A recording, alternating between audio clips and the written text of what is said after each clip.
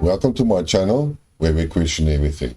My name is Duran, and today we're going to talk about why I disagree with Alexander Mercouris, and I'm specific referring to the video that was posted on the 14th of October and about the events that are currently happening in Britain while we're talking about the political.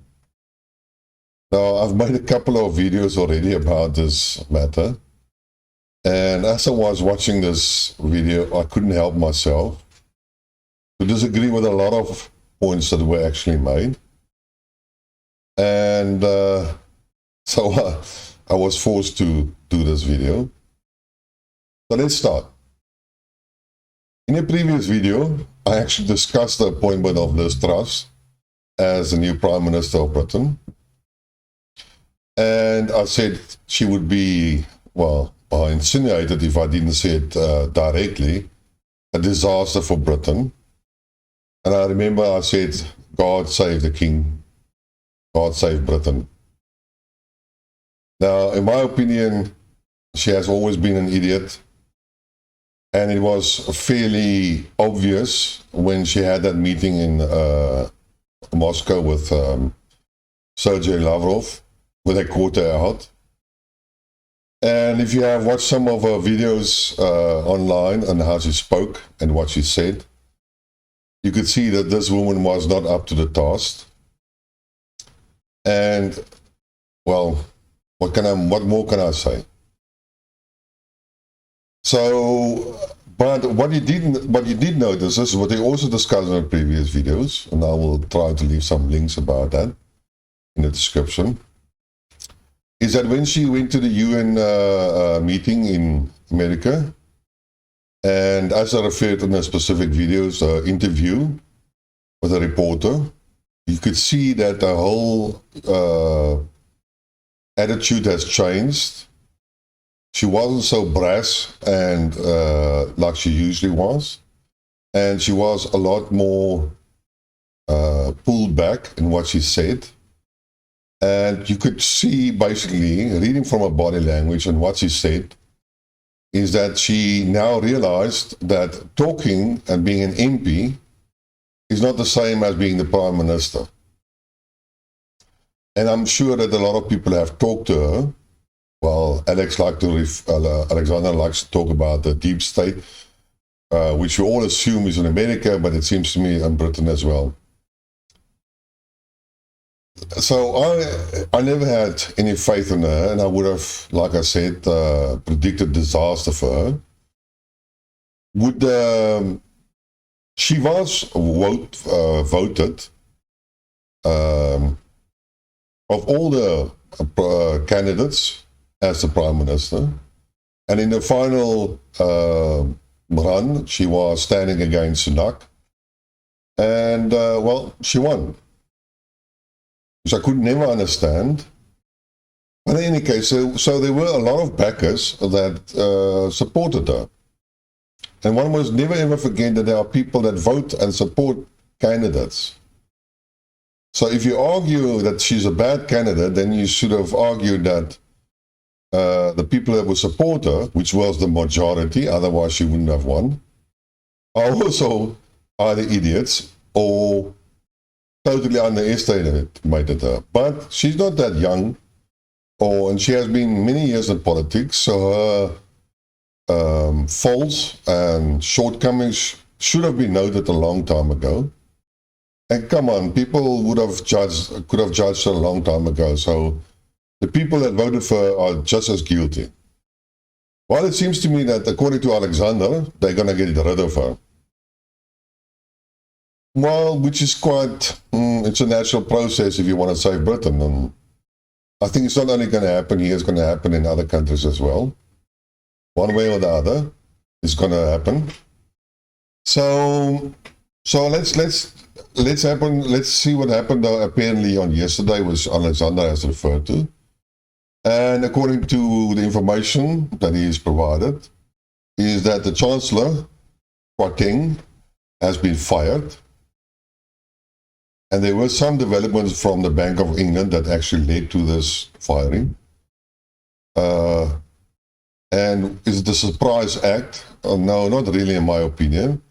I mean, the policies of trickle-down economics of Liz Truss has been proven so many times to be wrong. So that was in any case on the wrong path. And core principles of the mini budget was like removing tax or give tax breaks to the rich, which is a no-no in these difficult times. And it also promoted a huge borrowing from the British government to make this mini budget happening. And one can state it differently.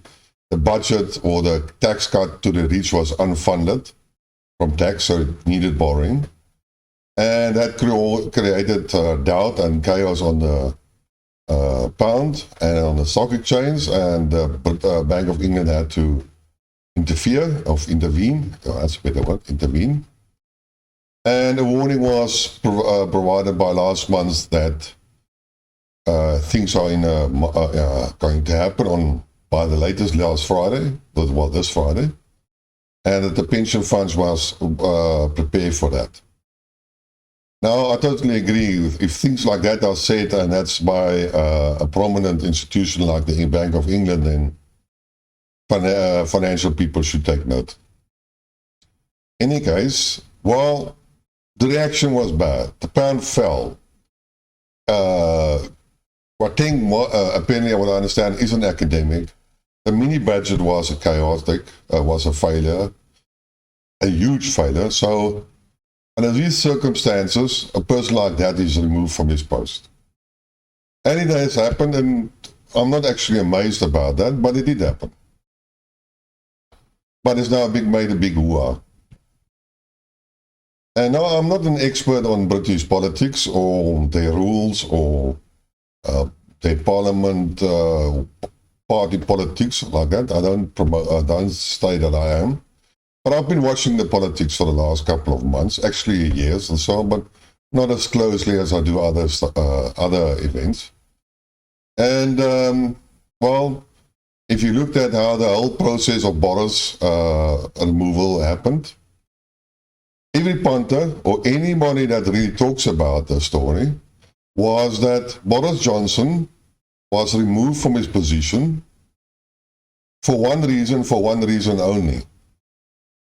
Is that he became untrustworthy.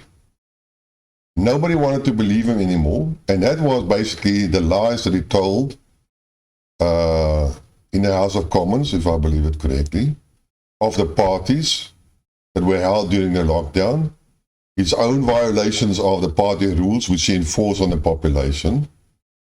And that was the reason why there was a vote of no confidence and he was removed. But seems to me, for some other reason, Alexander forgot about that and tried to associate him with Zelensky curse.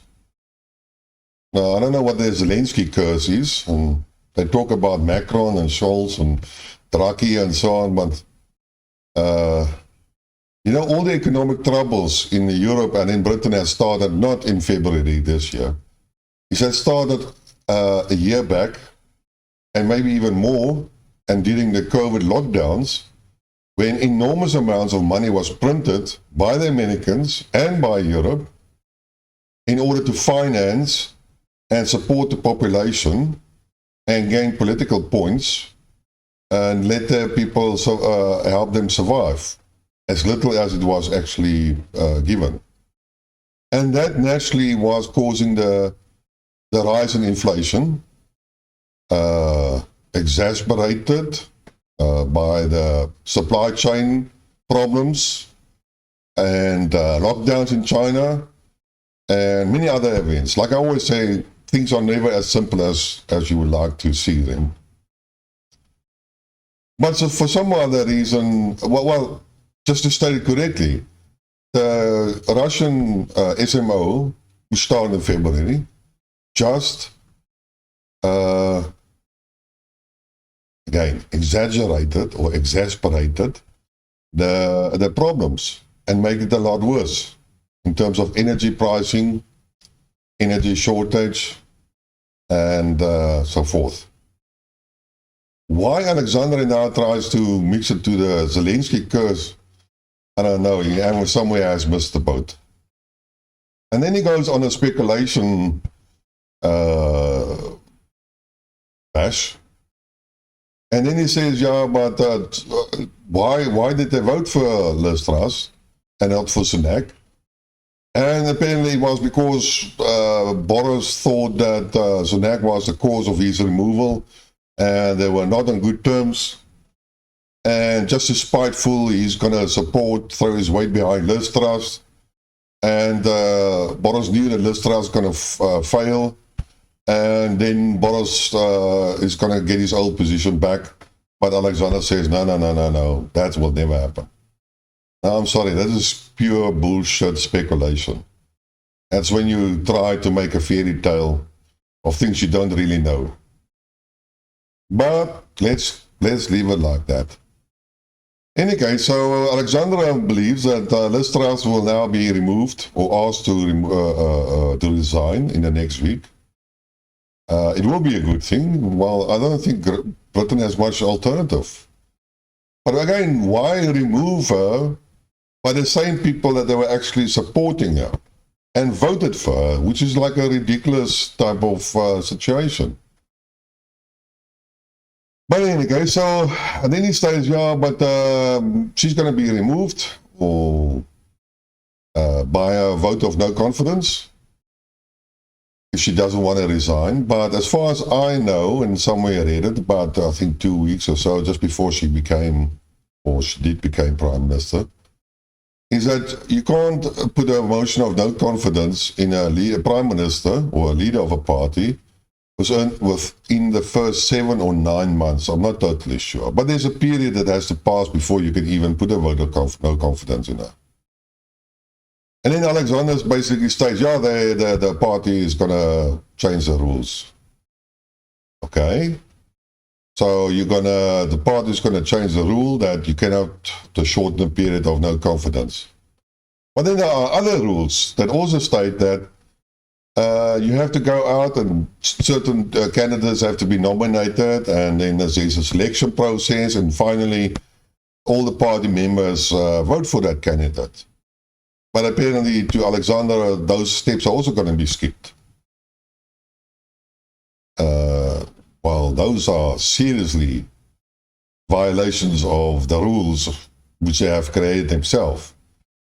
And if I was a British person living in London or wherever, I would have gone on the streets and say, listen here, you party now in control are just as untrustworthy as Boris, because you changed the rules to your liking and we won another election. And then, is the current government going to call out an early election? So that's a very dangerous game to play, and I don't think so. Unless they can convince the new Prime Minister, the EMR guy, Sunak, who's supposed to replace Liz Truss.